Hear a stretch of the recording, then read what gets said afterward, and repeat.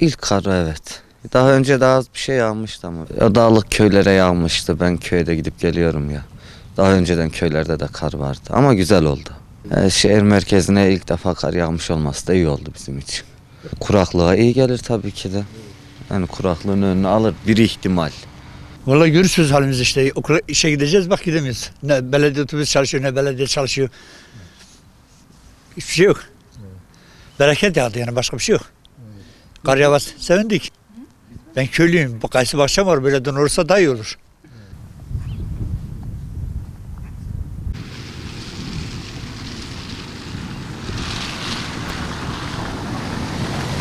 Malatya kar beklemiyorduk, bir anda oldu veya ya da erken de yağabilirdi. Bu sene biraz geç yağdı.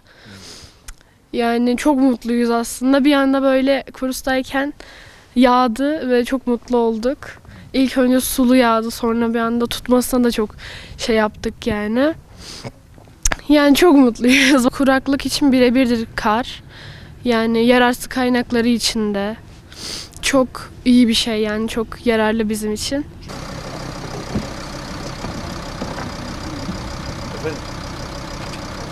Malatya Servis Şoförleri Dayanışma Dernek Başkanı Aziz Apacık. 4-5 gün önce Sayın Belediye Başkanımız bir gövde gösterisi yaptı. Kendisine her şeyden önce teşekkür ederiz. Yağış olmadığı bir günde yaklaşık 40 tane kamyonlu şovmenlik yaparak sosyal medyada paylaştılar. Bugün sabah saat 4-5 sıralarında bizzat kendim Ulaşım Büyükşehir Belediyesi'ni aradım. Durumu izah ettim. Özellikle TOKİ bölgelerinde çalışma olması gerektiğini açıklamasını yaptım. Ancak henüz daha 5. bölge TOKİ'de daha bir tane kar arabası çıkmamış. Siz farkındaysanız bakın, zincirsiz bir aracın çıkma imkanı yok.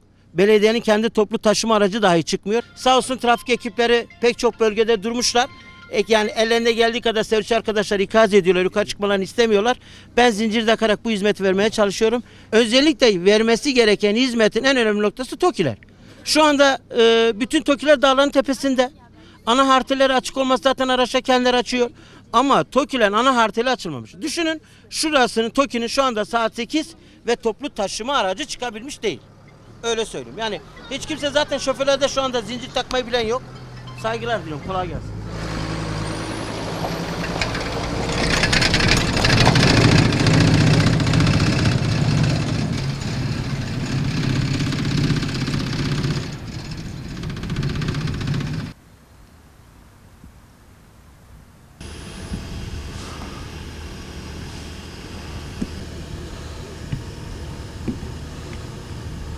...2026'ya inşallah beyaz gelinlikle giriyoruz.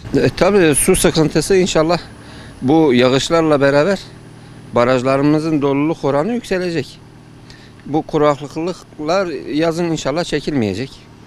Tabii kışın her mevsimin kendine has özellikleri var. Kışı kışın, yazı yazın yaşamak lazım. Bu da kışın güzelliklerinden. Dört gözle bu anı bekliyorduk. Teşekkür ederim. Arabayı temizliyorum. İşe gideceğim inşallah. İşe yetişeceğim.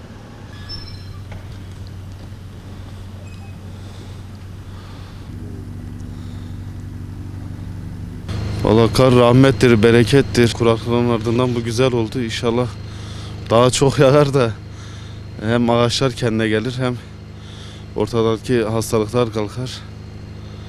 Yani iyidir abi, yağması çok iyidir. İnanın beklemiyorduk. Kalkar rahmaz hatta şok oldum ya karı görünce. Şimdi buradan nasıl aşağı ineceğim onu da düşünüyorum. İyi olur inşallah ya, bir şekilde ineceğiz artık. Malatyalar olarak karla uyanmak çok güzel. Şehrimiz bembeyaza büründü. Gayet güzel yani.